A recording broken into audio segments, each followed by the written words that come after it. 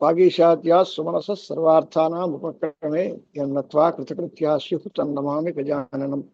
నారాయణం పద్మభువం వశిష్ఠం శక్తిం చ తత్పుత్ర పరాశరం చ వ్యాసం సుఖం గౌడపదం మహాంతం గోవిందయోగేంద్రవథాస్య శిష్యం శ్రీ శంకరాచార్యమథాస్య పద్మపాదం చ హస్తామలకం చ శిష్యం సంతోటకం వార్తికకారమన్యానస్మద్గురూన్ సంతతమహనతోస్మి. స్మృతి పురాణానామాలయం కరుణాలయం నమామి భగవత్పాద శంకరం లోకశంకరం. యదవిద్యా విలాసేన భూతభౌతిక సృష్టయః తన్నౌమి పరమాత్మానం సచ్చిదానంద విగ్రహం శంకరం శంకరాచార్యం కేశవం బాదరాయణం సూత్రభాష్యకృతౌ వందే భగవంతౌ పునః పునః. సదాశివ సమారంభాం శంకరాచార్య మధ్యమాం అస్మదాచార్యపర్యంతాం వందే గురు పరంపరాం. గురుర్బ్రహ్మ గురుర్విష్ణుః గురుర్దేవో మహేశ్వరః గురుః సాక్షాత్ పరం బ్రహ్మ తస్మై శ్రీ గురవే నమః. ఆప్యాయంతు మమాంగాని వాక్ప్రాణశ్చక్షుశ్రోత్రమథో బలమింద్రియాణి చ సర్వాణి సర్వం బ్రహ్మోపనిషదం మాహం బ్రహ్మ నిరాకుర్యాం మాం బ్రహ్మ నిరాకరోతి నిరాకరణమస్తనిరాకరణం మే అస్తు తదాత్మన్యతే ఉపనిషత్తుధర్మాస్తే మయి సంతు తే మయి సంతు. ఓం శాంతి శాంతి శాంతి. వేద ప్రామాణ్య అచ్చల శ్రుతార్థత్యాగః అతః చేతనావత్ కారణం జగతః ఇది సిద్ధం అని 4వ మంత్రం పూర్తి చేశాం. అంటే ద్వితీయ ఖండం ప్రారంభించాలి. తేషాం ఖల్వేషాం భూతానాం త్రీణ్యేవ బీజాని భవంతి ఆండజం జీవజం ఉద్విగ్యమితి అని మనకి మంత్రం. తేషాం ఖల్వేషాం భూతానాం అనే దగ్గర అర్థం ఏమిటి అని అంటే ఆ చెప్పినటువంటి 3 భూతములు అని అర్థం చెప్పాం మనం. ఏమిటవి తేషాం అనేది అంటే వస్తుత పరమాత్మ ఉన్నాడు. మొదట్లో పరమాత్మ సృష్టి చేశాడు అన్నాం. దేన్ని సృష్టి చేశాడు అంటే తేజస్సు అప్పు అన్నము 3టిని సృష్టి చేశాం. చేసిన తర్వాత ఆ 3 భూతములకు త్రివృత్కరణము అనేటువంటిది తర్వాత చెప్తున్నాడు. ఆ 3 భూతములు ఒకదాంతో ఒకటి కలుస్తాయి.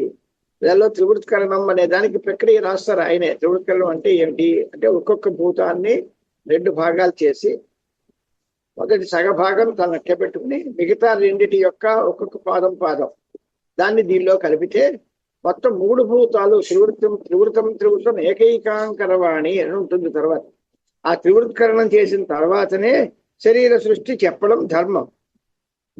కానీ ఇప్పుడు ఏం చెప్తున్నారు, అదంతా మానేసి భూతముల వల్లే శరీర సృష్టి జరిగింది అనేటువంటి మాట చెప్తున్నారు. ఇది ఎలాగా తేషాం అనే దానికి అర్థం ఏమిటి అని అంటే వెనకాల చెప్పినటువంటి విషయాలు అంటే వెనకాల ఏమేమిటి ఉన్నాయి, చేతనములైనటువంటి దేవతా శరీరములు, మనుష్య శరీరములు, పశుపక్ష్యాది శరీరములు ఇవన్నీ కూడా చెప్పాము. అలాగే పాషాణాదులు మొదలైనటువంటివి కాటి కూడా నది పర్వతాదులు పాషాణాదులు అవి కూడా చెప్తాం. వీటి పరిస్థితుల్లో మృత్పాషాణాదులని గ్రహించినట్లయితే అవి 3 రకాలు ఉంటాయి అని విశేషణం కుదరదు. కాబట్టి దీనివల్ల ఏం తెలుస్తుంది అని అంటే ఇవి ఆండజములు ఇవన్నీ కూడా జీవములుగా ఉన్నటువంటివి. అంటే తత్శబ్దం చేత వెనక చెప్పినటువంటి జీవావిష్టములైనటువంటి శబ్దములు తీసుకుంటాము అనే ఉద్దేశంతో తేషాం అనే దానికి జీవావిష్టానం అనేటువంటి ఒక పదం తగిలిచ్చారు. మూలంలో తేషాం అనే మాట ఉంది.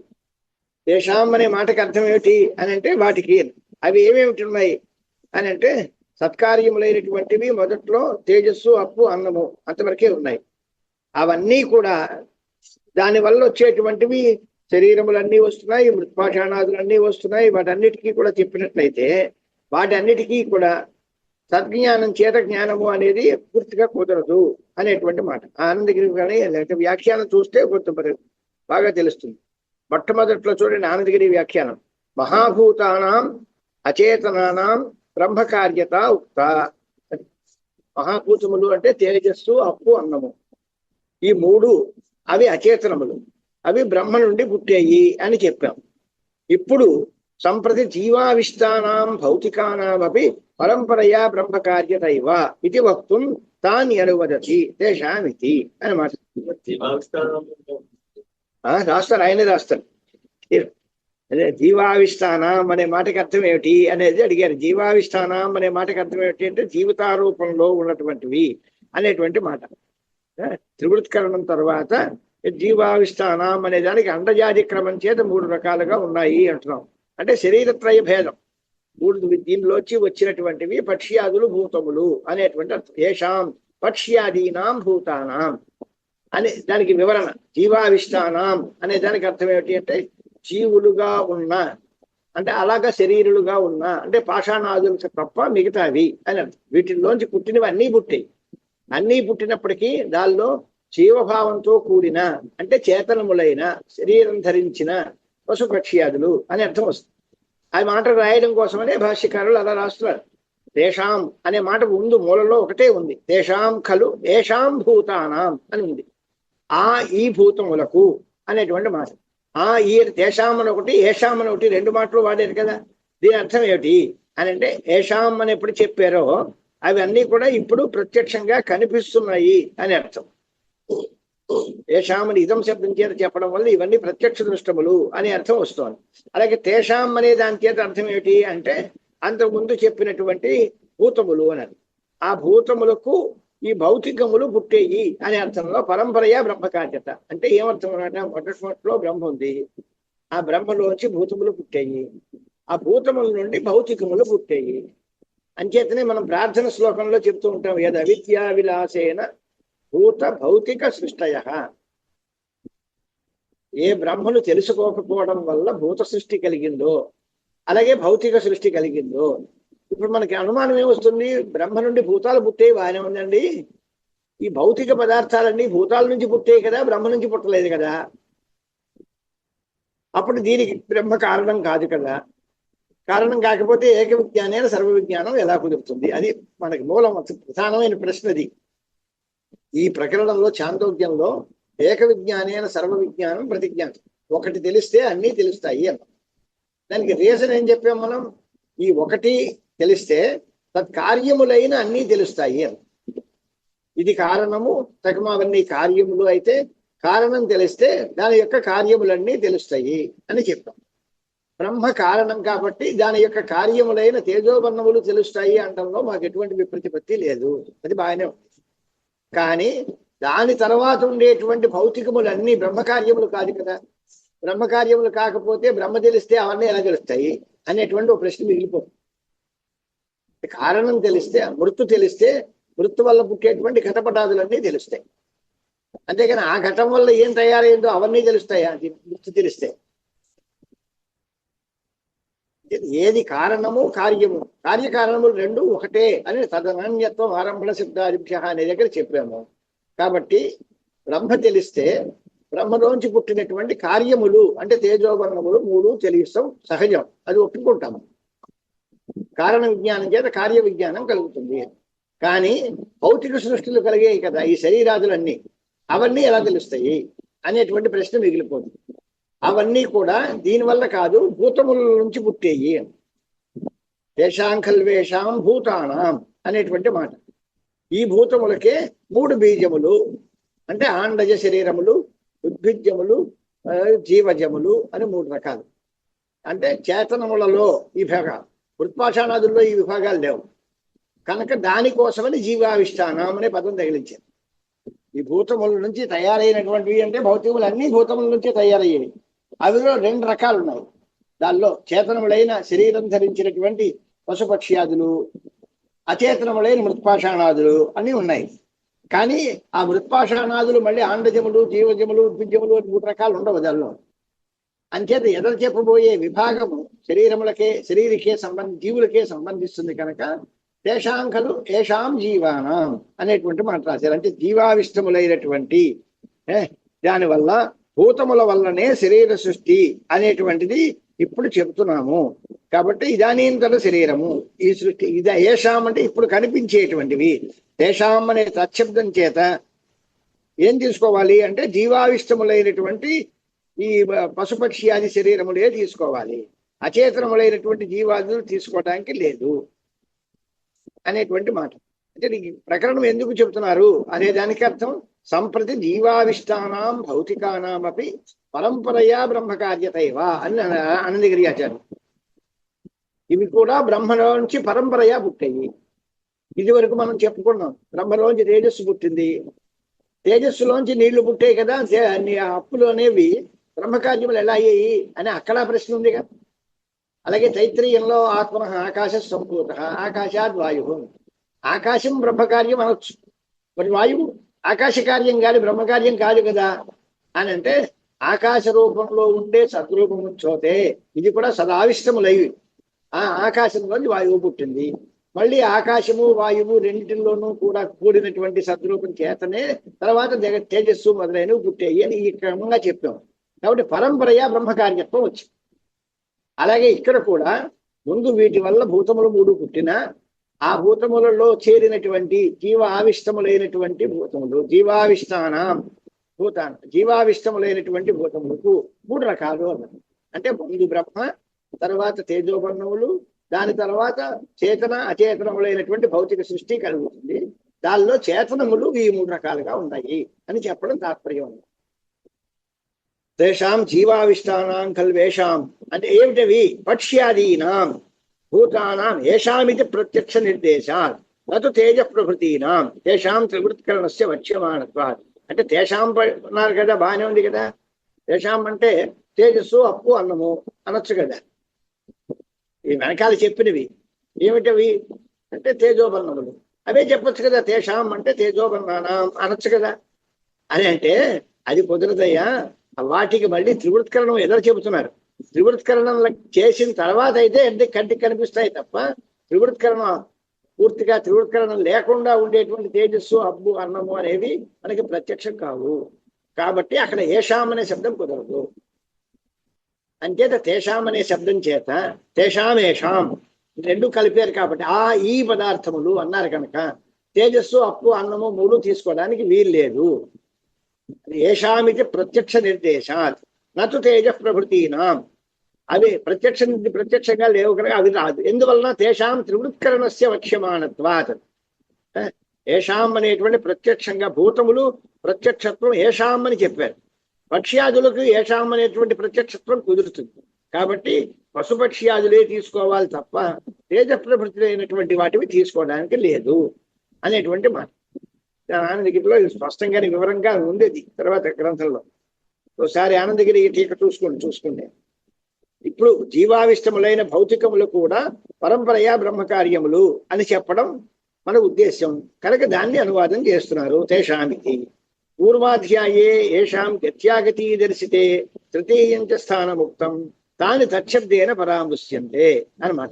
అది ఏది దేనికి భూతములకు పంచమాధ్యాయంలో పూర్వాధ్యాయం అంటే ఈ అష్టప్రపాఠకం కాకుండా అంతకు ముందు అధ్యాయంలో ఎవరికి గతి ఆగతి వాళ్ళ రాక పోక ఎవరికైతే చెప్పబడాయో అవి ఏటాంచ తృతీయం స్థానముక్తం 3వ స్థానం ఉంది అని ఏదో వెనకాల చెప్పాను. అవి తచ్చబ్దం చేత బుద్ధిస్థ పరామర్శకమైన తచ్చబ్దం చేత లోకడ చెప్పినటువంటివి అవి తీసుకోవాలి. అవి ఏమిటవి అంటే లోకంలో ప్రసిద్ధములైనవి అనే ఉద్దేశంలో ఖలు అనే పదం వాడారు. తేషాం ప్రసిద్ధత్వద్యోతనార్థం ఖల్ విత్యుక్తం. దీని తర్వాత ఉత్తరకరణ భూతానాం 3 బీజాని భవంతి ఇత్యుత్తరత్ర సంబద్ధ. అది ఆ మాట మూలంలో మాటకి భూతానాం ఏమేమిటి 3 బీజాని భవంతి. ఆ భూతములకు తేజ ప్రభృతుల యందు 3 తీసుకుంటే వాటికే బీజములు 3 రకాలుగా ఉంటాయి. ఆండజము, జీవజము, ఉద్భిజము అనేటువంటి విభాగం ఉంటుంది అని ఉత్తరత్ర సంబంధం చెప్పారు. ఇప్పుడు ఈ ప్రశ్న ఏంటి? భూత శబ్దానికి తేజ ప్రభృతుల యందు రూఢి ఉంది కదా, అది మానేసి ఇప్పుడు మీరు చెప్పేటువంటి పశుపక్ష్యాదులు తీసుకోవడం ఎలా కుదురుతుంది? భూతములు అనేసరికి జనరల్ గా మన అందరికీ ఏమనిపిస్తుంది? పంచమహాభూతాలు గుర్తుకొస్తాయి. దానిలో ఆకాశం వాయువు ఇక్కడ వదిలేశారు కాబట్టి భూతములు అంటే భూతత్రయం తేజస్సు అప్పు అని అంతవరకు చెప్పుకోవచ్చు. మరి ఇవన్నీ మానేసి పశుపక్ష్యాదులు అనే అర్థం ఎలా వస్తుంది అనే ప్రశ్నకి సమాధానం చెప్పడం కోసం రాస్తున్నారు. భూతానాం ప్రత్యక్షత్వం ఏషామిది నిర్దిశ్యతే. ఏషాం అనే పదం కూడా ఉంది. అంటే కంటికి కనిపించే భూతములు అనాలి. కంటికి కనిపించే భూతములు అంటే తేజ ప్రవృత్తి తేజస్సు అవి త్రివృత్కరణం కాకముందు కనపడవు. పశుపక్ష్యాదులైతే కనిపిస్తాయి కనుక సంభవతి చ పక్ష్యాదీనాం ప్రత్యక్షత ఇది తాన్యేవ అత్ర భూతాని వివక్షితాని నతు తేజ ప్రభృతీని తేషాం ప్రత్యక్షత్వ అయోగాదిత్యర్థ అని ఆ మాట అండర్లైన్ చేసుకుంటే మనకి పూర్తిగా గ్రంథం పూర్తిగా అర్థమవుతుంది. పశుపక్ష్యాదులకు మాత్రమే ప్రత్యక్షత్వం కుదురుతుంది కనుక ఇక్కడ భూతాని అనే పదం చేత ఆ పశుపక్ష్యాదులే స్వీకరింపబడాలి. భూతాని వివక్షితాని ఓ తేజ ప్రభృతులు అవి ప్రత్యక్షం కావు. అదేంటండి తేజస్సు ప్రత్యక్షం అవుతోంది, పృథివీ ప్రత్యక్షం అవుతోంది అంటే ఇప్పుడు మనకు కనపడేవన్నీ త్రివృత్కరణం చేసిన తర్వాత కనిపిస్తున్నాయి. అత్రివృత్కరమైన సూక్ష్మభూతాలు కనపడవు, త్రివృత్కరణం చేసిన తర్వాత కనిపిస్తాయి. ఆ త్రివృత్కరణం తర్వాత చెప్పుతున్నారు మనం, ఇప్పుడు చెప్పలేదు ఇంకా. అంచేత తేషాం త్రివృత్కరణస్య వక్ష్యమాణత్వాత్ తేజ ప్రభృతీనాం అవి ప్రత్యక్షములు కాదు. ఎందువల్ల అంటే వాటి యొక్క త్రివృత్కరణం తర్వాత చెబుతున్నాము. మరి అప్పుడు ఎప్పుడు చెప్తే ఏమండి ప్రత్యక్షమే కదా అంటే అసతి త్రివృత్కరణే ప్రత్యక్ష నిర్దేశ అనుపపత్తి అని భాష్యకారులే చెప్పారు మాట. మొట్టమొదట్లోనే పూర్వాధ్యాయే అని చెప్పి ఇప్పుడు ఈ అధ్యాయంలో చెప్పినటువంటి వాటికి ఏవైతే ఉన్నాయో తేషాం అంటే అవే తీసుకోవాలి. అవంటే ఏమిటవి అంటే భూతములు. భూతములు ఎలాంటివి? రెండు రకాలు ఉన్నాయి. ప్రత్యక్షమైన భూతములు, ప్రత్యక్షం కాని భూతములు రెండు ఉన్నాయి. తేజోవర్ణములు తీసుకుంటామా అంటే తేజోవర్ణములకు త్రివృత్కరణం ఇంకా చెప్పబోతున్నారు, ఇప్పుడు కాదు. త్రివృత్కరణం కాకముందు అవి ప్రత్యక్షం కావు. ప్రత్యక్షం అవ్వాలి అనే నియమం ఎక్కడుంది అంటే ఏషాం అనే పదం కూడా మూలంలో మంత్రంలో ఉంది. కాబట్టి తేషాం ఖలు ఏషాం భూతానాం అని ఆ 4 పదాలకి కలిపి అర్థం చెప్పాలి అంటే పశుపక్ష్యాదీనాం అని మాత్రమే వస్తుంది అర్థము. అవి జీవావిష్టములు అనే మాట చేత పురుత్పాషాణాదులు పక్కన పెట్టేశాం. జీవరూపేణ ప్రవేశం చెప్పాం. జీవరూపేణ ప్రవేశం ఎక్కడ చెప్తారు అంటే శరీరములలో జీవరూపేణ ఈ పరమాత్మ చేరాడు అని అర్థం. అది జీవ ఆవిష్టానం అంటే జీవభావంతో ప్రవేశించిన ఆత్మ. జీవభావం అనేన జీవేన ఆత్మన అనుప్రవిశ్య నామరూపే వ్యాకరవాణి అని తర్వాత శృతి ఉంది. కాబట్టి దాన్ని బట్టి జీవభావంతో పొందినటువంటి పశుపక్ష్యాదులకు 3 రకాల భేదాలు ఉన్నాయి అనేది ఈ వాక్యానికి అర్థం. మూలమంత్రం ఏది? తేషాం ఖలు ఏషాం భూతానాం త్రీణ్యేవ బీజాని భవంతి. బీజాని భవంతి అంటే తర్వాత దానికి బీజములు కారణములు అవుతాయి. ఇవి తప్ప మూతకం అవేవి కావు. ఏమిటవి అంటే భవంతి ఆండజం జీవజం ఉద్భిజ్యమితి అని. ఇప్పుడు భాష్యం చూద్దాం చూడండి. తేషాం జీవావిష్టానాం ఖలు ఏషాం పక్ష్యాదీనాం భూతానాం అని కలిపే వివరణ కలిపారు. భూతానాం అనే మాట తేజ ప్రభృతి భూతాలను వదిలేసి పక్ష్యాదీనాం భూతానాం అని అన్నారు భాష్యకారు. ఎందుకన్నారు? ఏషామితి ప్రత్యక్ష నిర్దేశ, ఇవే ప్రత్యక్షములు అవుతాయి. తేజ ప్రభృతులు కాదా? నతు తేజ ప్రభృతీనాం. ఎందువల్ల? తేషాం త్రివృత్కరణస్య వక్ష్యమాణత్వాత్ అసతి త్రివృత్కరణే ప్రత్యక్ష నిర్దేశ అనుపపత్తి అని. అవి ఇప్పుడు ప్రత్యక్షమే కానీ త్రివృత్కరణానికి ముందు ప్రత్యక్షం కాదు. ఇప్పుడు ఈ మంత్రం చెప్పే వేళకి త్రివృత్కరణం ఇంకా చెప్పలేదు. తాసాం త్రివృతం ఏకైకాంకరవాణి అని తర్వాత చెప్పబోతున్నారు. ఆ చెప్పిన తర్వాత అవి తేజోబర్ణములు ప్రత్యక్షములైతే అవ్వచ్చు. కానీ ఇప్పుడు ఈ మంత్రం వచ్చే సందర్భానికి త్రివృత్కరణం చెప్పబడలేదు. చెప్పబడకపోతే ఆ భూతములు తేజ ప్రవృత్తి భూతములు ప్రత్యక్షములు కావు. కాబట్టి తేషాం ఏషాం అనే దానికి పక్ష్యాదీనాం అనే వివరణే న్యాయమైనది. తేజ ప్రవృత్తులు తీసుకోవడానికి వీల్లేదు. భాష్యకారులు చాలా అతి స్పష్టంగా రాశారు. తేషాం త్రివృత్కరణస్య వక్ష్యమాణత్వాత్. ఆ తేషాం అంటే తేజోబర్ణములకు, త్రివృత్కరణము అంటే 3 భూతములు ఒకదాంతో ఒకటి కలుస్తాయి అనేటువంటి మాట ఇది తర్వాత చెప్పబోతున్నారు. ఓన్లేండి అప్పుడు లేకపోతే ఏమిటి అంటే అసతి త్రివృత్కరణే ప్రత్యక్ష నిర్దేశ అనుపపత్తి అంటే ఆ తర్వాత అనే హంత ఇవాస్తిస్రో దేవతా అనే శబ్దం తర్వాత ఉంది. దేవతా శబ్ద ప్రయోగాచ తేజ ప్రభృతిషు ఇమాస్తిస్రో దేవత ఇది. దేవతా నిర్దేశం ఒకటి ఉంది అక్కడ. ప్రత్యక్ష దయా నిర్దేశం లేకపోతే ఇంకొక కారణం కూడా ఉంది. ప్రత్యక్ష దయా నిర్దేశం అంటే ఇవి చెప్పాం 3. కానీ దేవతానాం పరోక్షత్వ ప్రసిద్ధే ఏతేషు దేవతాపద ప్రయోగా అని రాస్తారు. అంటే 2 ఆనందగిరి అంటే తిస్రో దేవతా అని తర్వాత చెప్తున్నారు. దేవతా శబ్దము కంటికి కనిపించే వస్తువులకి వాడరు. పరోక్షమైనటువంటి వాటినే దేవతలు అనే పేరుతో పిలుస్తారు. పశుపక్ష్యాదులు కంటికి కనిపిస్తున్నాయి, తేజ ప్రభృతులు కలపట్టం లేదు. కాబట్టి తిస్రో దేవత అనే దానికి తేజస్సు, అప్పు, అన్నము అనే వాటినే చెప్పుకోవాలి. అవి దేవతా శబ్దం చేత కూడా చెప్పబడుతున్నాయి కనుక దేవతా శబ్దం చేత చెప్పబడేవి ఎప్పుడు పరోక్షములే అవుతాయి తప్ప ప్రత్యక్షములు కాదు. ఈ 2 యుక్తులు. ఒకటి త్రివృత్కరణం లేకుండా తేజోబర్ణములు ప్రత్యక్షములు కావు ఒక మాట. పైగా దేవతా శబ్ద ప్రయోగాచ తేజ ప్రభృతుల యందు ఇమాస్తిస్రో దేవతా అని తర్వాత మంత్రంలో చెప్తున్నారు. అవి దేవతలు అని ఎప్పుడైతే అన్నారో అవి పరోక్షములు అనే అర్థం వస్తుందే తప్ప ప్రత్యక్షము అనే అర్థం కాదు. ఏషామని ప్రత్యక్ష నిర్దేశం చేస్తున్నారు. ఇన్ని కారణాల వల్ల ఏషాం భూతానాం అనే దగ్గర పశుపక్షి ఆదులే తీసుకోవాలి తప్ప తేజ ప్రభుత్వం తీసుకోకూడదు అనేది శంకరాచార్య వారి నిర్ణయం. సరిపోయిందా? తేషాం జీవావిష్టానాం ఖల్వేషాం భూతానాం అనే దానికి పక్ష్యాదీనాం అని సంగ్రహంగా వివరణ రాశారు. ఈ పక్ష్యాదులే ఎందుకు కావాలి, తేజోబర్ణములు ఎందుకు కాకూడదు అనడానికి యుక్తులు చెప్పాలి, కారణాలు చెప్పాలి. ఒకటి ఏషాం అనే ప్రత్యక్ష నిర్దేశం ఉంది, దేవతాశబ్ద ప్రయోగం ఉంది. ఈ రెండు పదాలు దేవతాశబ్ద ప్రయోగము పరోక్షాన్ని చెబుతుంది తప్ప ప్రత్యక్షాన్ని చెప్పదు. తేజ ప్రవృత్తుల్ని దేవతలు అని మాట చెప్పారు కనుక అవి పరోక్షములు. కాబట్టి వాటిని ఏషాం అనే ప్రత్యక్షవాచక శబ్దం చేత తీసుకోవడానికి వీల్లేదు. కాబట్టి ఇక్కడ ఏషాం అనే దానికి పక్ష్యాదులే అర్థము, తేజ ప్రవృత్తులు అర్థం కాదు అని తేల్చేశారు. అటు తేజ ప్రవృతీనాం తేషాం త్రివృత్కరణస్య వక్ష్యమానత్వ అసత్ త్రివృత్కరణే ప్రత్యక్ష నిర్దేశ అనుపపత్తి దేవతాశబ్ద ప్రయోగాచ. అది ఇంక రెండో హేతు. ఇది తేజ ప్రవృత్తులు ఎందుకు తీసుకోకూడదు అంటే అవి దేవతలను అంటున్నారయ్యా, దేవతలు కంటికి కనిపించే వాళ్ళు కాదు కదా. దేవతలు ప్రత్యక్షంగా ఉండవు, పరోక్షంగా ఉంటారు. పరోక్షంగా ఉండే దేవతలను ఏషాం అని ఎలా అంటారు? ప్రత్యక్ష నిర్దేశం చేస్తూ వీళ్ళు అంటున్నారు. ఈ భూతములు దేవతలు ఎలా అవుతాయి? కాబట్టి కూడా తేజ ప్రవృత్తుల్ని తీసుకోకూడదు అనే దానిలో రెండో హేతు ఇది. ఒకటి త్రివృత్కరణం రాకముందు ప్రత్యక్షం కాదు అనే మాట. రెండోది దాని యందు దేవతా శబ్దం వాడారు. ఎవరినయ్యా దేవతలు అంటే ఎవరు? తేజ ప్రవృత్తులు ఇమాస్తిస్రో దేవత. ఎక్కడుంది దేవతా శబ్దం అని అడుగుతారేమో, ఇంతవరకు రాలేదు కదా. ఇమాస్తిస్రో దేవత అని తర్వాత మంత్రంలో పెద్దని చెప్పారు.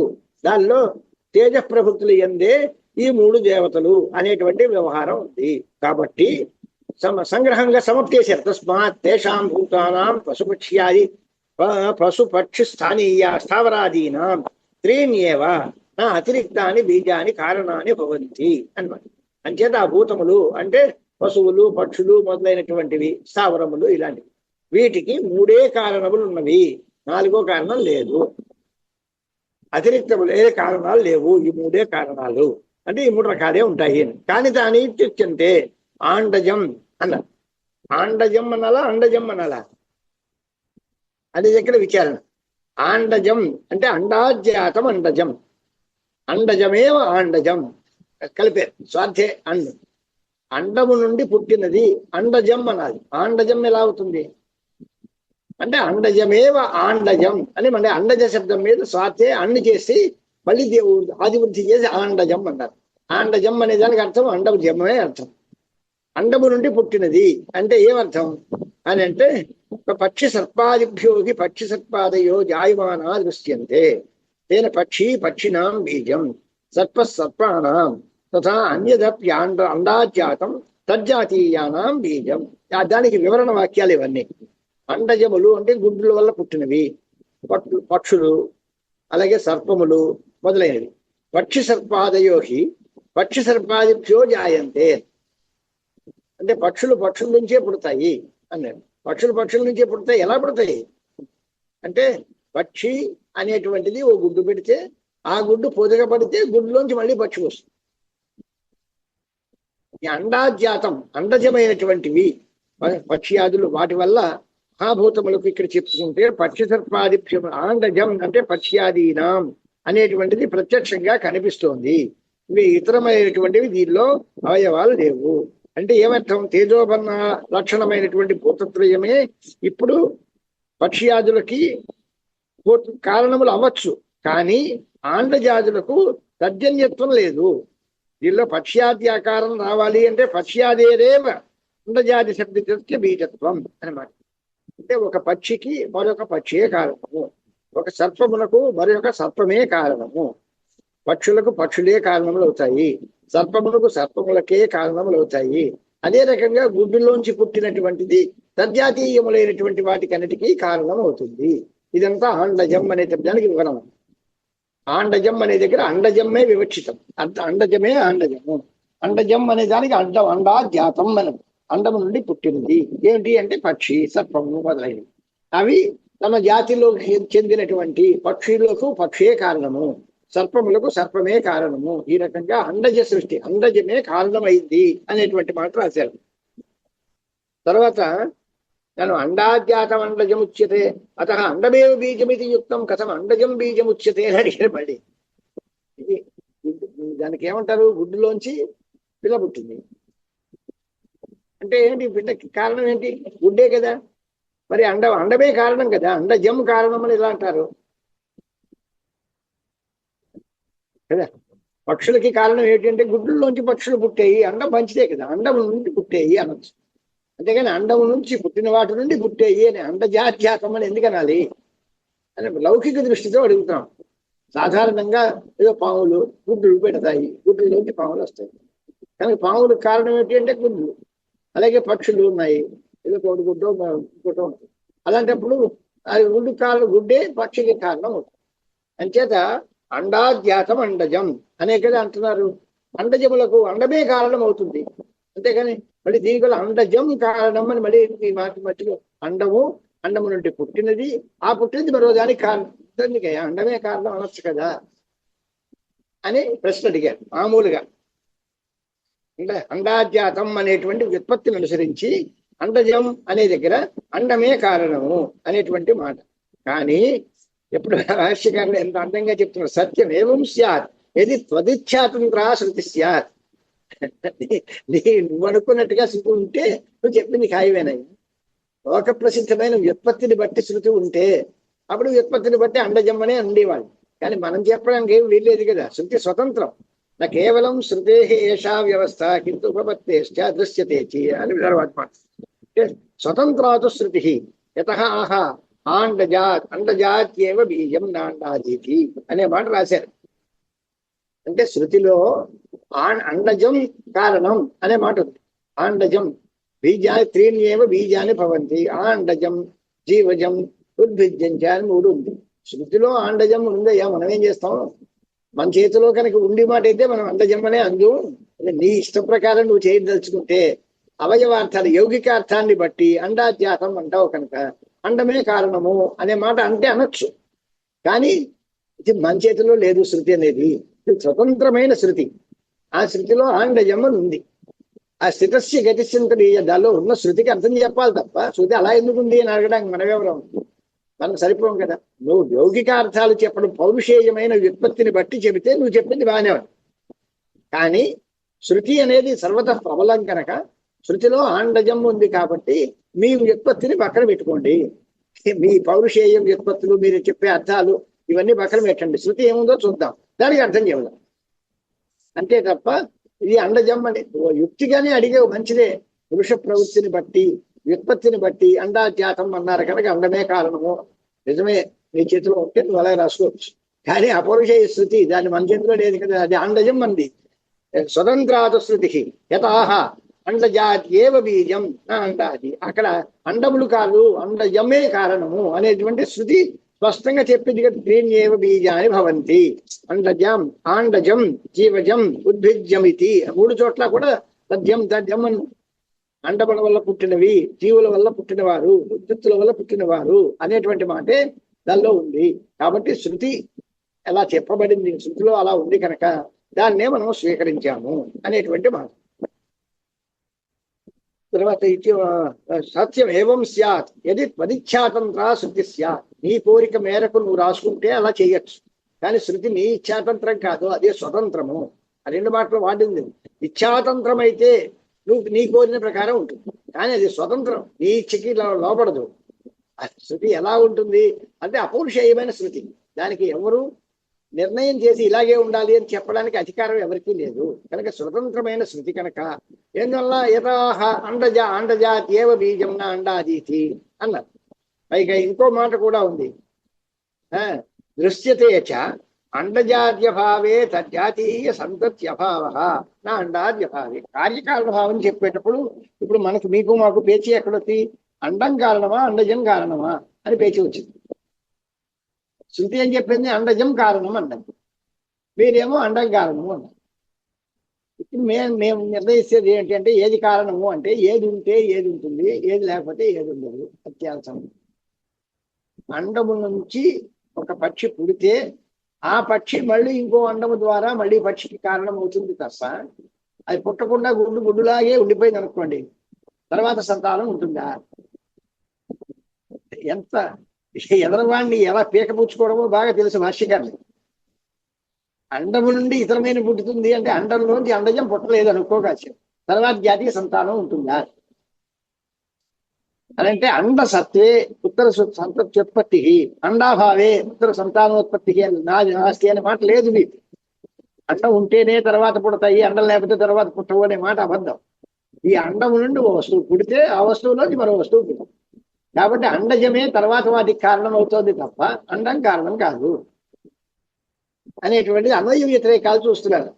ఏం రా దృశ్యతేచ అండజాద్యభావే తద్జాతీయ సంతత్యభావ. అండజము లేకపోతే తద్జాతీయ సంతతి లేదు అని తెలుస్తోంది. కానీ నా అండాద్యభావే, అండం లేకపోతే జాతీయ సంతతి లేదు అనే మాట లేదు. అంచేత తర్వాత జాతికి అండం కారణం కాదు, అండజమే కారణము. అంటే వారికి ఉండేది ధర్మశ్రద్ధ, శృతిలో ఉన్న అర్థాన్ని ఎలాగైనా బలపరచాలి. శృతిలో చెప్పిన దానికి విరుద్ధంగా ఎవడూ చెప్పకూడదు. పరమ శ్రోతులు అనమాట ఆయన. శృతి తాత్పర్యం, శృతిలో ఏ వాక్యం ఉన్నా దానికి పూర్తిగా మనం అర్థం చెప్పాలి.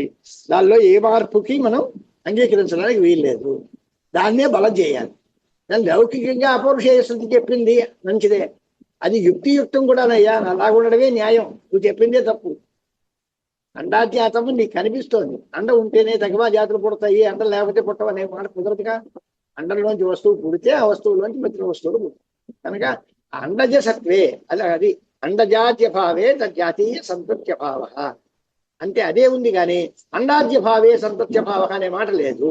అత అండజాదైన్యేవ బీజాని అండజాదీనా, అండజములకు అండజములే కారణములు అనేటువంటి మాట యుక్తి చెప్పారు. అలాగే తథా రెండో దానిలో జీవాజ్యాతం జీవజం. అదేమిటి జీవాజ్యాతం అంటే జీవుడు వల్ల పుట్టింది అంటే జరాయుజం అన్నమాట. జరాయుజం అంటే మావిలోంచి గర్భంలోంచి పుట్టినటువంటిది. ఎలాగా అంటే జీవజం జరాయుజం ఇచ్చేటట్టు. ఎలాగా పురుషుడు పశువులు మొదలైనవి తల్లి తండ్రి యొక్క సంయోగం చేత వీర్యం చేత జరాయువు చేత పుట్టినటువంటిది జరాయుజం అనేటువంటి మాట.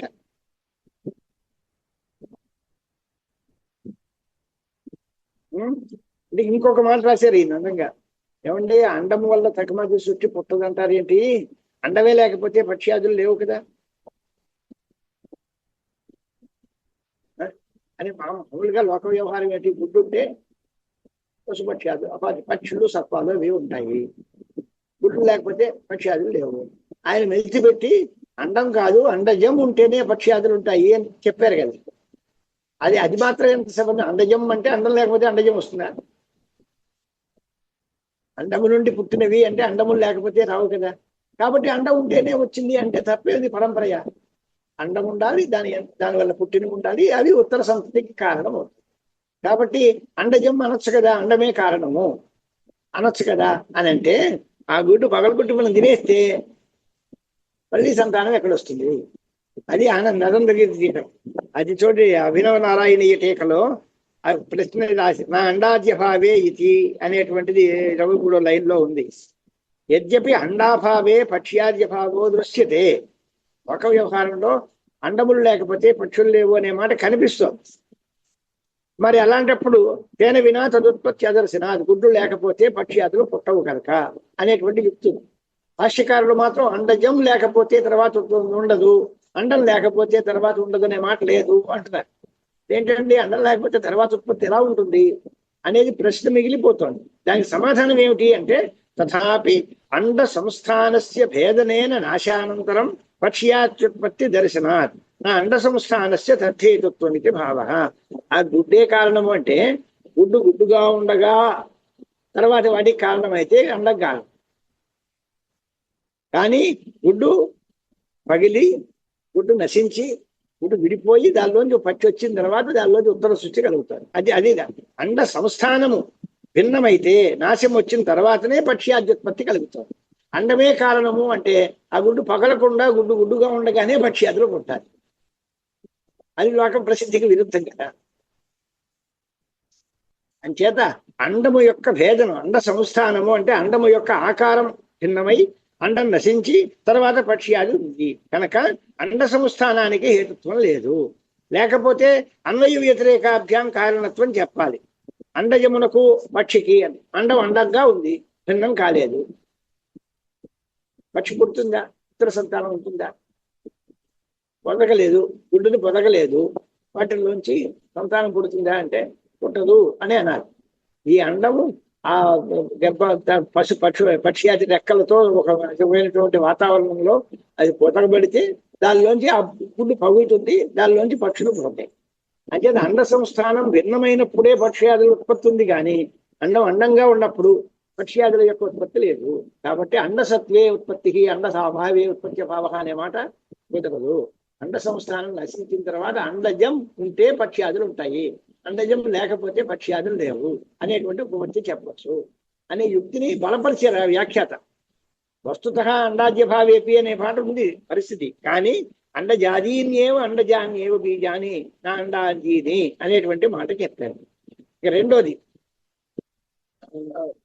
జీవాజ్యాతం జీవజం అంటే జరాయుజం అనేది. జరాయుజం అంటే ఏమిటి అర్థం? జీవాజ్యాతం అనేది అంటే తల్లి బ్రతుకుండగానే జరాయువు వల్ల సంతానం కలుగుతుంది. మామూలు లోక ప్రసిద్ధంగా ఒక స్త్రీ గర్భవతి అయింది, ప్రసవించింది, తర్వాత కుమారుడు పుట్టాడు. రైట్. అండం దగ్గర దీని దగ్గర తేడా ఏంటి అంటే అండం చేస్తే పిల్ల పుడుతుంది, ఇక్కడ తల్లి బతుకుండగానే పిల్లలు పుడుతుంది. అంతేగాని జీవనాశనం అక్కర్లే. అంచేత జీవాజ్యాతం జీవజాజ్యాతం అని ఇక్కడ మళ్ళీ జా పెట్టక్కర్లే. జీవజం జరాయుజం అనేటువంటిది పురుషులు పశువులు మొదలైన వాటికి. ఆవు ఈడింది అని అంటే ఆవు నశించక్కర్లే, ఆవులాగా ఉండగానే ఆవులోకి సంతానం కలుగుతుంది. ఒక స్త్రీ గర్భవతి అయి ప్రసవిస్తే స్త్రీకి మరణం అక్కల్లా, స్త్రీ అలా బతికుండగానే జీవంత్యామేవ మాతరి అనే మాట, ఆ తల్లి బతికుండగానే జరాయుజం పుడుతుంది. కానీ ఆండయాజతు మాతరి నష్టాయామపి అండాది సత్తా మాత్రేన. అది దానికి దీనికి తేడా. ఆండజంకి జీవజం అని రెండు ఎందుకు విడివిడిగా చెప్పారు అని అంటే, జీవాజ్యాతం అనే దగ్గర జీవం బతికుండగానే పుడుతుంది, అండాజ్యాతం అంటే అండం పోయిన తర్వాత పుడుతుంది. ఆ తేడా కోసం ఆండజం వేరు జీవజం వేరు. ఇక ఉద్భిజ్యం అనేది మూడోది. ఉద్భినత్తి ఉద్భిత్ అంటే స్థావరమైన, తతో జాతం ఉద్భిజ్యం దానిలోంచి అంటే పైకి నేలను చీల్చుకుని బయటకు వచ్చేటువంటివి, దానిలోంచి పుట్టినది అని అర్థం. ఉద్భిజ్యము అంటే మాటకి అర్థం ఏమిటి దానిలో అని అంటే ధానాహ వా ఉద్భిద్ తతః జాయతే ఇత్యుద్భిజ్యం స్థావర బీజం స్థావరాణాం బీజం ఇత్యర్థః. ఉద్భిత్ అంటే ఊర్ధ్వం, భినత్తి చుద్భిత్ దీన్ని చేదుకుని బయటకు వచ్చేది అని అర్థం. ఏమేటవి అంటే ధాన్యం గింజలు ఉన్నాయనుకోండి, ఉత్పత్తి కాలంలో అవే విడిపోయి దానిలోంచి మొలక వస్తుంది. విత్తనం వేస్తే విత్తనం మొలకెత్తాలి అంటే విత్తనం విడాలి. అది ఎలా తెలుస్తుంది? చిక్కుడు గింజ పాతామంటే ఆ పాతిన తర్వాత 2 రోజులు పోయేసరికి 2 డిప్పలుగా మారిపోయి దానిలోంచి మొక్క వస్తుంది.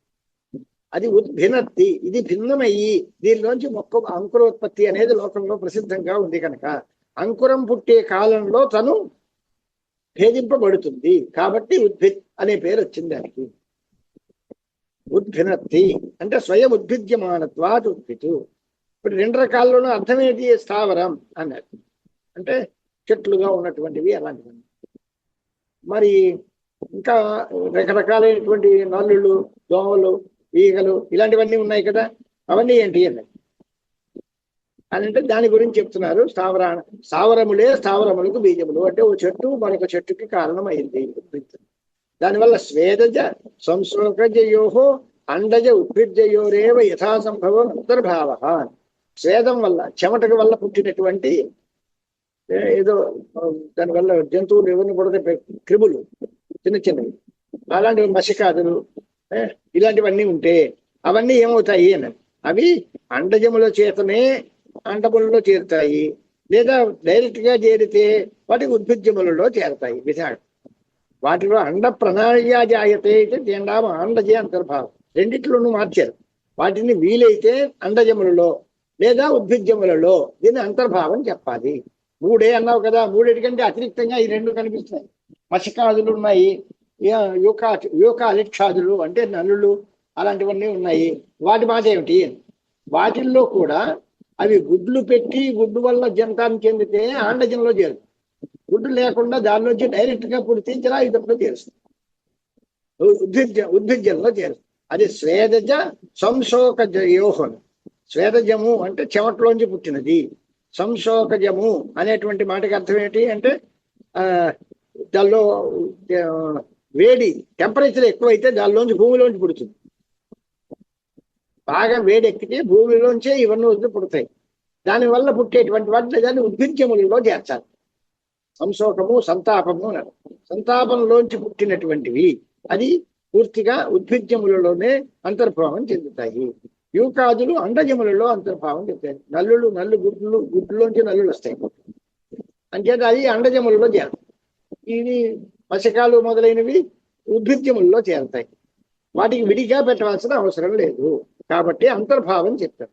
స్వేదజ సంశోకజయోహో అండజ ఉద్భిద్యయోరేవ యథాసంభవం అంతర్భావ ఏవం హి అవధారణం త్రీణ్యేవ బీజాని త్యుపపన్నం భవతి. ఇలా ఎందుకండి అంతర్భావం చెప్పడం? 3 చెప్పారు కదా, 5 చెప్తే నష్టమేంటి మీకు? నోరు నొప్పి పెడుతుందా? అండజం, దీవజం, ఉద్భిద్యం, అలాగే స్వేదజం, సంశోకజం అని అనొచ్చు కదా, నష్టమే ఉంది.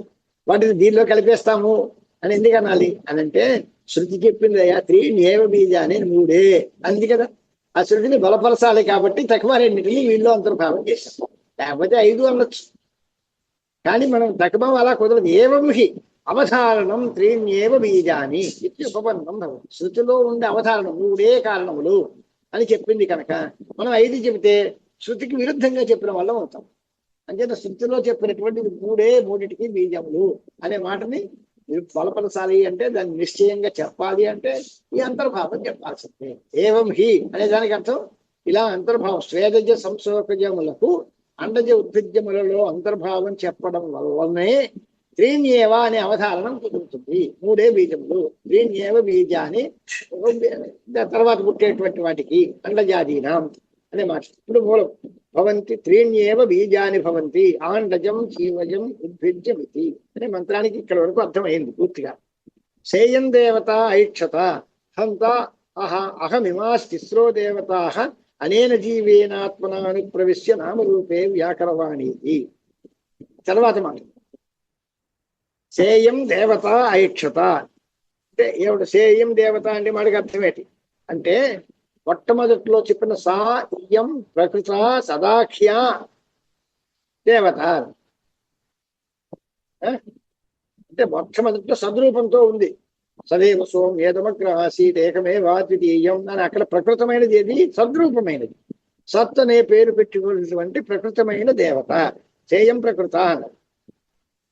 దానిలోంచి ఇప్పుడు మనం ఏమిటి? తేజోబంధ యోనిహి దేవత అని రాశారు.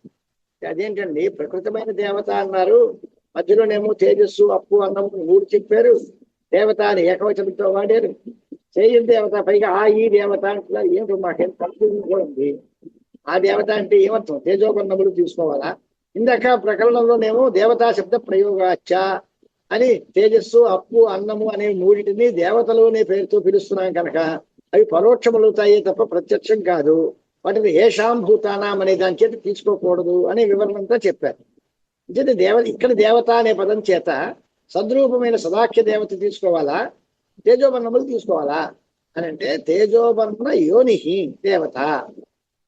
ఈ ప్రకృత దేవత అనే దానికి అర్థం ఏమిటి అంటే, వీటికి అన్నిటికీ భూతములు భౌతికములు వాటన్నిటికీ నామరూప నిర్మాణం చెప్పాలి అనే ఉద్దేశంతో ఈ మంత్రం ప్రారంభిస్తున్నాం. వీటన్నిటికీ అంటే ముందు సద్రూపమైనది ఉంది, దానిలోంచి తేజస్సు అప్పు అన్నము 3 పుట్టాయి. ఈ 3టికి కారణమైన తేజోబన్న యోనిహి అంటే తేజస్సుకి అప్పుకి అన్నమునకు కారణమైనటువంటిది ఏది అంటే సదాఖ్యా దేవత, ఆ ప్రకృతి దేవత. అది ఈక్షితవతి అని అర్థం. అది ఆలోచించింది. ఏమని అంటే ఇదివరకు ఇట్లాగే యథాపూర్వం బహుశ్యాం ప్రజాయేయ అనే మాటే. నేను చాలా బహుభవనం, నేను రకరకాలుగా వృద్ధి పొందాలి, బాగా తయారవ్వాలి అనేటువంటి ఆలోచన తయారైంది. ఆ ప్రకృతత్వం ఎందుకంటే అది ఎందువల్ల సేయం దేవత ప్రకృతా దేవత అని ఉంది కదా, అది ఎలాగొచ్చింది అని అంటే త్రివృత్కృత భూత కార్యత్వాచ వైలక్షణ్యం ప్రత్యక్షత్వం ప్రతిఘాతశ్చోపద్యత ఇది వక్తం సేయం దేవత ఇత్యాది వాక్యం అని ఆనంద అభినవనారాయణ వ్యాఖ్యానం కూడా చూసుకోండి. ఇక్కడ ప్రశ్న ఏంటి? అక్కడి నుంచి కొంచెం వ్యాఖ్యానం చదువుకుంటే ఇంకా విశేషాలు బాగా తెలుస్తాయి. ఆ ఆనందగిరిలో సేయం దేవత అనేది ఎందుకున్నాయి అనేటువంటి దానికి అవతారిక రాశారు. జీవావిష్టానాం భూతానాం సత్కార్యత్వం ప్రకరణ ప్రామాణ్యాదుక్తం. అంతవరకు ముందు చెప్పిన మాట వెనకది. జీవావిష్టము లేని భూతములు సద్రూపముల యొక్క కార్యములు ప్రకరణ ప్రామాణ్యం చేత సద్వస్తువులోంచి తేజోపన్నములు, దానిలోంచి దేశామేషాం జీవావిష్టానాం భూతానాం అని ప్రాణి సృష్టి ఇవన్నీ జరిగాయి అనే మాట ప్రకరణాన్ని బట్టి చెప్పారు. జీవులు తయారయ్యారు అంటే జీవులు కూడా విశిష్ట రూపంగా బ్రహ్మకార్యములు. విశిష్ట రూపం అంటే జీవావిష్టములై బ్రహ్మకార్యములై. జీవావిష్టానాం విశిష్ట రూపేణ బ్రహ్మకార్యత్వేపి తస్వరూపేణ తత్కార్యత్వం. ఎలాగా అంటే వాళ్ళకి ప్రశ్న ఏమిటి అని అంటే, బ్రహ్మ నిర్గుణమై శుద్ధమైన బ్రహ్మ దేనికి కారణం కాదు. శుద్ధమైన బ్రహ్మ దేనికి కారణం కాదు. ఇంకేంటి మాయాశబలిత బ్రహ్మ అయితే కారణం అవుతుంది. మాయా సంపర్కంతో ఉన్నప్పుడైతేనే బ్రహ్మ కారణం అవుతుంది. అంచేత బ్రహ్మైవ ఉపాధి ప్రవిష్టం జీవ వ్యవహార ఆస్పదం ఇత్యంగీకార. అంచేత బ్రహ్మ అనేటువంటిది స్వరూపంగా బ్రహ్మకార్యం కాదు. ఇవన్నీ విశిష్ట రూపేణ బ్రహ్మకార్యత్వం చెప్పాలి. సత్తువు యొక్క కార్యం కాదు. సద్వ్యతిరేకం చేత ఈ సంసారి యొక్క జీవనం కలుగుతుందా అనే మాటకి అర్థం ఏమిటి అంటే, సత్ అనేటువంటిది త్రివృత్భూత కార్యములు ఇవన్నీ అనే మాటకి అర్థం ఏమిటి అంటే, ఉపాధి విశిష్టమైనటువంటి బ్రహ్మకు ఇవి కార్యములు. కేవలం స్వరూపత బ్రహ్మ కార్యములు కాదు. బ్రహ్మైవ ఉపాధి విశిష్టం అనే మాట చెప్పారు. దాన్నే జీవుడు అనే పేరుతో పిలిచాము. అంచేత జీవ విజ్ఞానము బ్రహ్మ తెలిస్తే జీవులందరూ తెలుస్తారు అనేటువంటి మాట ఎలా కుదురుతుంది అని అంటే, బ్రహ్మే ఉపాధి విశిష్టమై జీవభావాన్ని పొందుతోంది, జీవుడు అనే పేరుతో పిలువబడుతోంది కనుక బ్రహ్మే కారణం. బ్రహ్మ ఒరిజినల్ గా సాక్షాత్తు కారణం కాదు, ఉపాధి విశిష్ట రూపేణ కారణం. అది రాశారు ప్రకరణం చేత. ఉత్తమ ఇదానీం జీవానాం విశిష్ట రూపేణ బ్రహ్మ కార్యత్వేపి స్వరూపేణ తత్కార్యత్వం. స్వరూపత బ్రహ్మ నుండి జీవులు పుట్టారు అంటే ఇంపాసిబుల్, జరగదు. కానీ ఈ బ్రహ్మే ఉపాధి విశిష్టమైతే అవి జీవులు అనే పేరుతో పిలువబడుతున్నాయి. అంటే జీవులు అందరూ ఉపాధి విశిష్టమైన బ్రహ్మ కార్యములు అవుతారు. అంటే బ్రహ్మైవ ఉపాధి విశిష్టం జీవ వ్యవహారాస్పదం ఇత్యంగీకార. అంచేత తథాచ బ్రహ్మణి విజ్ఞాతే జీవ విజ్ఞానం శేష్యతి అనే మాట రాశారు. ఇప్పుడు జీవానాంచ భోగాయతనాని భౌతికాని కార్యాన్ని తేషాం నామరూప నిర్మాణం వక్తవ్యం ఇత్యభిప్రేత్య. అది ఆ జీవులకు భోగాలు అనుభవించాలి అంటే భౌతికమైన కార్యములు, వాటి యొక్క పేరు, శరీరము, నామములు, రూపములు, వాటి యొక్క శరీరములు ఇవన్నీ తయారవ్వాలి. వాటి కోసం నామరూప వ్యాకరణం తర్వాత ప్రారంభిస్తున్నాము అని ఉత్తర గ్రంథం. జీవానాంచ భోగాయతనాని భౌతికాని కార్యాన్ని తేషాం నామరూప నిర్మాణం వక్తవ్యం. అంటే మొదట్లో సద్రూపమైన బ్రహ్మ, అది మాయోపాధికమైనటువంటి దాంతో జీవ సృష్టి, ఆ జీవులకు భోగాయతనమైన శరీర సృష్టి, వాటికి నామరూప నిర్మాణము. ఈ క్రమంగా నడుస్తుంది కథంతా. మొదట్లో సద్రూపమైనటువంటి బ్రహ్మ ఉంది, అది పుట్టక్కర్లేదు, నిత్యమైనది. దానికి మాయాశక్తి సంపర్కంతో ఉపాధి విశిష్టంగా ఉంటే దాన్నే జీవుడు అనే పేరుతో మనం పిలిచాము. కాబట్టి జీవులు కూడా ఉత్పన్నములే, జీవభావం ఉత్పన్నం. జీవుడిలో రెండు రకాలు, ఉపాధితో కూడిన చైతన్యం.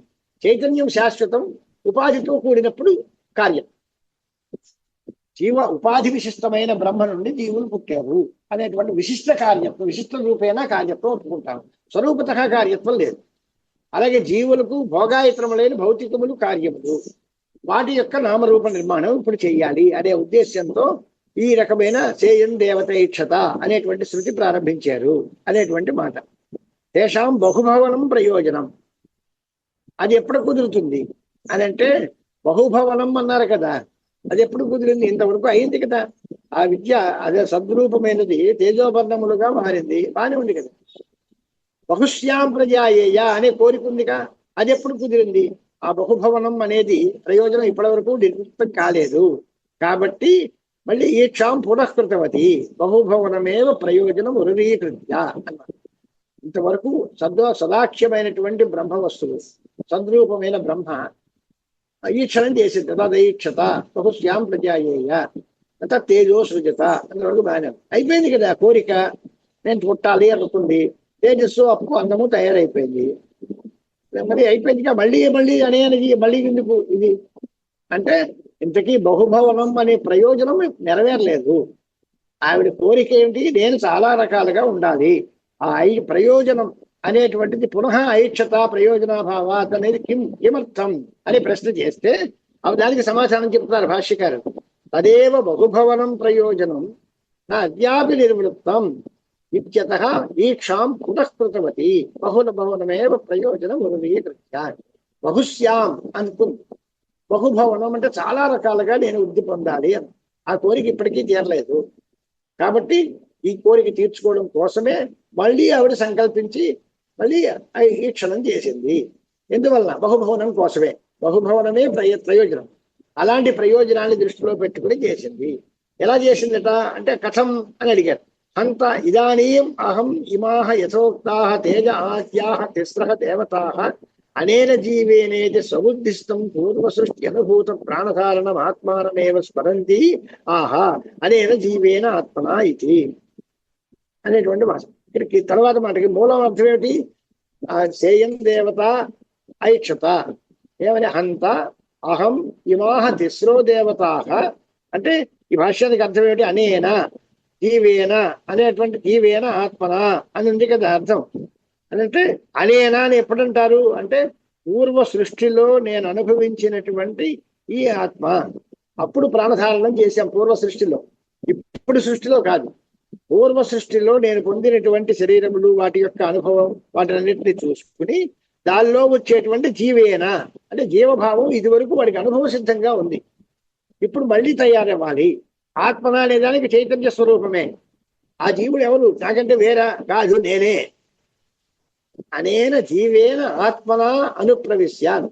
అనేన మాట ఒకటి, జీవేన ఆత్మన మూడు మాటలకి అర్థాలు ఏమిటి? అనేన అంటే పూర్వ సృష్టిలో నేను అనుభవ సిద్ధమైనటువంటి అని అర్థం. జీవేన అంటే జీవభావము అప్పుడు ఉంది. దానివల్ల ఆత్మ అంటే ప్రాణధారణం ఇది జరిగింది. అది కేవలం వేరు కాదు, ఆత్మన నేనే తత్స్వరూపం స్వ అభిన్నమైనటువంటి జీవభావంతో. జీవభావం ఎప్పుడు వచ్చింది అంటే అనేనా ఎలా ఉంది? ఇప్పుడు కాలేదు కదా అంటే పూర్వసర్గంలో అనుభవ సిద్ధం కనుక అనేనా ఇదం శబ్దం వాడారు. అదే అనేన జీవేన ఆత్మన అనేటువంటి మాట చెప్పారు. అది రాస్తున్నారు భాష్యకారం చూడండి.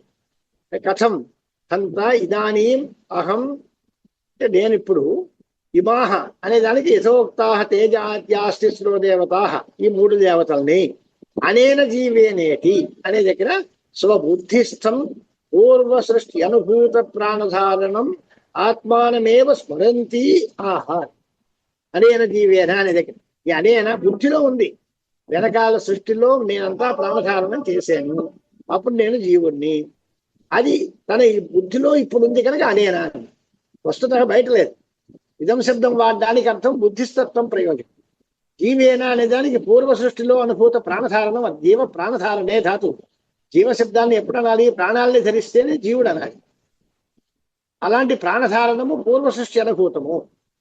అది ఏంటి? ఆత్మే అంటే తానే ఆత్మయే పూర్వ సృష్టిలో ప్రాణాలను ధరించింది.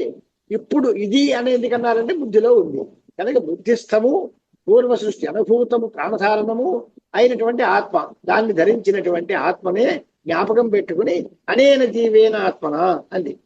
అంటే ప్రాణధారణ కర్త ఆత్మన ఇది వచనాత్. అనే జీవేన ఆత్మన కదా ఉంది. జీవేన అనేది ప్రాణధారణ కర్త అని అర్థం. ప్రాణాలను ధరించేటువంటి వాడు ఆత్మన అని ఉంది.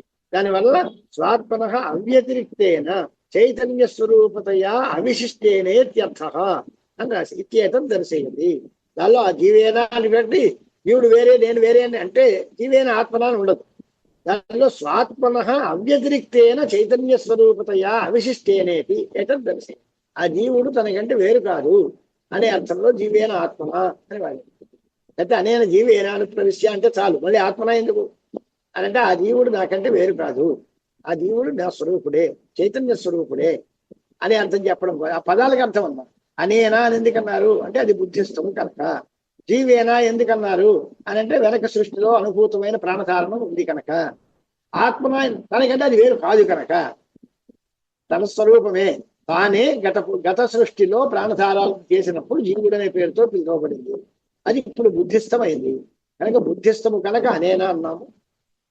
పూర్వ సృష్టిలో అనుభవింపబడిన ప్రాణధారణ ఉంది కనుక జీవేనా అన్నాము. అది చైతన్యము కంటే వేరు కాదు, చైతన్య రూపతయా అవిశిష్టేనా అన్నారు కనుక ఆత్మన అన్నారు. దానికి ఇదన్నీ ఈ మాటలన్నీ తెలుస్తుంది. దీంతో అనుప్రవిశ్య అంటే ఏమర్థం అంటే తేజోవర్ణ భూతమాత్ర సంసర్గేణ లబ్ధ విశేష విజ్ఞాన సతి అని అర్థం.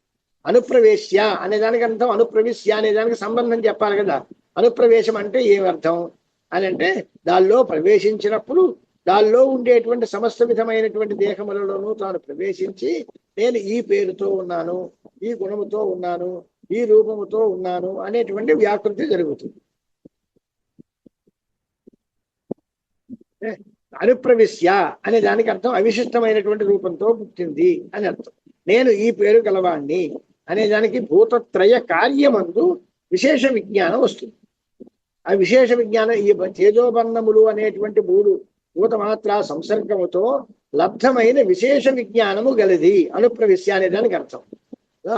దాని ఏంటంటే దానివల్ల తయారైనటువంటి వస్తువులు అన్నిటిలోనూ చేరి ప్రవేశించి ఆయా దేహముల యందు అభిమానం కలిగి నేను ఫలానా పేరు గలవాణ్ణి, నేను ఫలానా ఊరు గలవాణ్ణి అనేటువంటి ఆలోచనలు చేస్తుంది.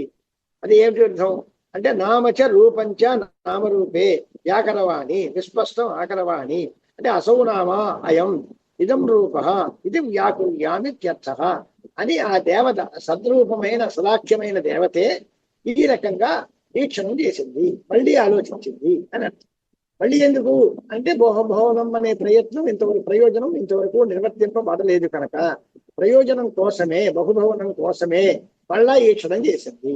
ఈక్షణం చేసి ఏం చేసింది అని అంటే దానిలో ప్రవేశించింది. దీనిలో అలా ప్రవేశించడం అంటే ఎలాగ తేజోవర్ణాత్మకమైనటువంటి దానిలో ఆ భాతమాత్ర సంసర్గం చేత ఒక ప్రవేశము అంటే విశేష విజ్ఞానాన్ని పొందింది. అంటే సాక్షాత్ అనుప్రవేశం కుదరదు, జీవ ద్వారా చెప్పాలి. సాక్షాత్ అనుప్రవేశం అనేది లేదు. లేకపోతే అది ఎలా కుదురుతుంది అంటే జీవేన అనేటువంటి మాట రాశారు. జీవుడు అంటే ఎవరు అని అంటే ప్రాణధారణం చేసిన చైతన్యమే. తన అవ్యతిరిక్తేన తనకంటే వేరు కాదు. కానీ ప్రాణాలని ధరించడం అనేటువంటి కారణం చేత దానికి జీవుడు అనే పేరు వచ్చింది. ఇప్పుడు మనకి ఇదివరకు మామూలుగా ఉన్నప్పుడు ఉండేటువంటి గౌహు ధేనుహు అని రెండు మాటలు ఉన్నాయి. గోత్వ జాతితో గోవు చెప్తాను. అది ఈయన పిల్లని పెట్టిన తర్వాత ధేనుహు పాలు ఇచ్చేటువంటి సందర్భం వచ్చినప్పుడే దాన్ని ధేనువు అంటారు. అంటే గోవు వేరు ధేనువు వేరునా నీ కాదు, గోవు ధేనువు ఒకటే. ఎప్పుడు ధేనువు అంటారు అంటే సంతానం కలిగిన తర్వాత పాలిచ్చే యోగ్యత వస్తే అప్పుడు ఆవుని ధేనువు అనే మాటతో పిలుస్తాం. అలాగే ఇప్పుడు కూడా జీవుడనే పేరుతో పిలువబడింది చైతన్యం. ఎప్పుడు చైతన్యంగా ఉంటే ప్రాణధారణం లేదు కాబట్టి జీవుడు అనడానికి లేదు. ప్రాణధారణం చేసిన తర్వాత దాన్ని జీవుడనే పేరు వచ్చింది. అన్నంత మాత్రాన అది వేరే అంటే వేరు కాదు, వ్యతిరిక్తం కాదు, స్వాత్మన అనేటువంటి మాట కూడా ఉంది. అనేన జీవేన ఆత్మన అనుప్రవిశ్య అనేటువంటి దానికి అర్థం పూర్తిగా ఈ రకంగా చెప్పాలి. అనుప్రవిశ్య అనే దానికి లబ్ధ విశేష విజ్ఞాన సతి అనేది అర్థం. తేజోబంధ భూతమాత్ర సంసర్గేన వాటితో మాయావశం భూతములు తయారు చేసి వాటి దానిలో ప్రవేశించి అని అంటే దానివల్ల తయారైనటువంటి వస్తువులు ఎంతో దేహాభిమానం కలిగినాయి. నామచ రూపంచ వ్యాకరవాణి అంటే నామరూపే వ్యాకరవాణి. వ్యాకరవాణి అనే దగ్గర వి ప్లస్ ఆకరవాణి అంటే విస్పష్టం ఆకరవాణి. స్పష్టంగా చేస్తాం, దానికి పేరు ఏమిటో రూపం ఏమిటో చెప్తాం. అసౌ నామ అయం నేను దేవదత్తుడు అనే పేరు గలవాణ్ణి. నాకు ఏదో కృష్ణ రూపం ఉంది, లేదా శ్వేత రూపం ఉంది, శుక్ల రూపం ఉంది. ఇదం రూప అంటే ఇదం రూపం అస్య అస్తి ఇదం రూప బహువచనం బహువి. ఈ రూపము గలవాణ్ణి, ఈ పేరు గలవాణ్ణి. అసౌ నామ అయం ఇదం రూప ఇది వ్యాకుర్యామిత్యర్థః. నన్ను నయుక్తం ఇదం అసంసారిణ్యా సర్వజ్ఞాయా దేవతాయా బుద్ధిపూర్వకం అనేక శత సహస్ర అంతాశ్రయం దేహం అనుప్రవిష్టు వస్తుమనుభవిష్యామి సంకల్పనం అనుప్రవేశ స్వాతంత్ర్యే సతి. ఒక పెద్ద ప్రశ్న చేశాను. ఈ సమయం మళ్ళీ మొదలు పెడితే ఈ ప్రశ్నకి కొంచెం ఎదురుకెళ్ళాలి, కానీ ఇక్కడ కాపుకుంటాం. తర్వాత చేద్దాం. ఎందుకంటే సద్రూపమైన ఆత్మవస్తువు స్వతంత్రమైనది, స్వేచ్ఛ గలది. స్వతంత్రమైనటువంటి దానికి నేను ఇన్ని అవ్వాలి, దీనివల్ల అనేక అనర్థాలు పొందాలి దానివల్ల అనేక దుఃఖాలు పొందాలి అని ఎవడనుకుంటారండి అని. ఇది ఎందుకు అసలు దేవతకి ఈ రకమైన ఆలోచన ఎందుకు వచ్చింది? అంత స్వతంత్రమైన దేవత ఉంటే, మహారాజు గారు ఉన్నారు ఒక రాజ్యానికి, నేను ఏదో రోడ్డు మీదకి వెళ్ళి భిక్షాటనం చేసుకుని తెచ్చుకుని తిరగాలి ఎందుకు అనుకుంటారు? ఆయనకి ఏం పని? దీనివల్ల వచ్చే లాభం ఏమిటి? అనేక బుద్ధిపూర్వకంగా అనేక శత సహస్ర అనర్థ ఆశ్రయమైన దేహాన్ని, అనేక రకాల కోట్ల కొద్దీ అనర్థాలు, ఆ అనర్థాలకి అందరికీ ఆశ్రయమైనది భౌతిక దేహం. ఆ దేహంలో దూరడం ఏమిటి? నేను దుఃఖాన్ని అనుభవిస్తాను అనేటువంటి సంకల్పం చేయడం, దానిలో ప్రవేశించడం, ఇదంతా స్వతంత్రమైన సదాఖ్య దేవతకి కుదురుతుందా అనేటువంటి మాట. అని అంటే అది కుదరదు. మరి ఎలా చెప్పారు అంటే, నిజంగా తను స్వతంత్రంగా ఉంటే, ఇదంతా మీరు అడిగిందే కరెక్టే, స్వతంత్రమైన బ్రహ్మ సదాత్మ వస్తువు ఈ రకంగా ఉండటం అనేది అన్యాయమే, అది స్వతంత్రం. కానీ జీవావిష్ట రూపంతో జీవేన అనుప్రవిశ్యాన్ని, ఈ జీవభావంతో ప్రాణధారణ చేసిన జీవుడితో దానిలో దూరడం అనేది సహజం. మాయోపాధిక చైతన్యం వల్ల వచ్చిన ఏర్పాటు కనుక మాయావశం చేత ఈ కోరికలు, దేహంలో పుట్టడం, దుఃఖానుభవం ఇవన్నీ సహజం. ఆవిడ స్వతంత్రంగా పరమాత్మ వస్తువుగా సదాఖ్య దేవతగా ఉంటే మాత్రం ఇవేమి ఉండవు. కానీ అలా లేదు కదా. సేయం దేవత ఐక్షత దగ్గర వీళ్ళు ఈ రకమైన మాయోపాధికి విశిష్టమైనటువంటి బ్రహ్మ చైతన్యంలోంచి విశిష్ట రూపేణ జగత్తే కార్యత్వం వచ్చింది. విశిష్ట రూపంగా వచ్చిన దానికి ఇలాంటి సంకల్పాలు రావడం సహజం. అది మాయావశం చేత వస్తుంది. అనేక రకాలైన అనర్థాలు వస్తే రానింది, అవన్నీ అదో సరదా, అవన్నీ చూడాలి అని పుట్టాడు. ఆ ఆలోచనతో ఆత్మ వస్తువుకే ఈ రకమైనటువంటి కోరిక పుట్టింది.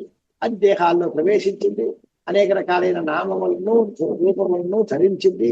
తర్వాత వ్యవహారానికి అంతటికి కారణమైంది అనేటువంటి గ్రంథం అంతా తర్వాత కుదురుతుంది. అంచేత ఈ ప్రధాన ప్రశ్న, అప్పుడు జీవుడు అంటే ఎవరు అనే జీవో రామ అనే ప్రశ్న ప్రారంభం చేసిన తర్వాత జీవుడు అంటే ఏమిటి, బ్రహ్మకి జీవుడికి ఉండే తేడా ఏంటి, సదాఖ్య బ్రహ్మ ఆత్మవస్తువుగా ఉంటే దాని స్వరూపం ఏంటి, అది జీవుడుగా పొందితే, జీవభావం పొందితే జీవుడి యొక్క స్వరూప స్వభావాలు ఏంటి, అవన్నీ విచారణ చేయాలి. చేసిన తర్వాత ఆ జీవుడనే రూపంతో నేను ప్రవేశించి దుఃఖాన్ని అనుభవిస్తానుకుంది తప్ప, తను స్వతంత్రంగా తనంతట తానుగా తన రూపంతో దీనిలో చేరాలి, దుఃఖాలు అనుభవించాలి అనే కోరుకోలేదు. కాబట్టి మీరు చేసిన ప్రశ్న మంచిదే. ఆ ప్రశ్న ఎప్పుడు స్వాత్మన అనుప్రవేశం చేస్తే అప్పుడు పూర్తిగా ఇబ్బంది. కానీ జీవేన ఆత్మన, జీవ రూపంతో ప్రవేశించింది కనుక మీ ప్రశ్నకి అవకాశం లేదు అనేటువంటి సమాధానం వస్తుంది. సద్గురు చరణారంతాభ్యాం నమః. తర్వాత గ్రంథం